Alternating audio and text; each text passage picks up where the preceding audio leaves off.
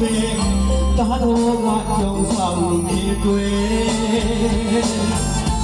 ကျေးဇူးရှင်မိထံတို့ွယ်ဒီညာဆိုမှကျန်တယ်ပဲ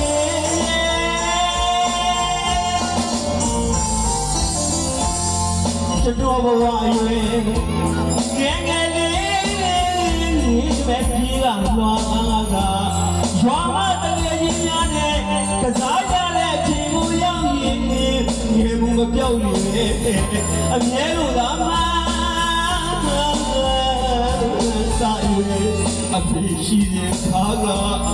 ကားကိုရှင်ပြကြတော့ရဲ့ဆိုတာသာဟုတ်ရဲ့အဲ့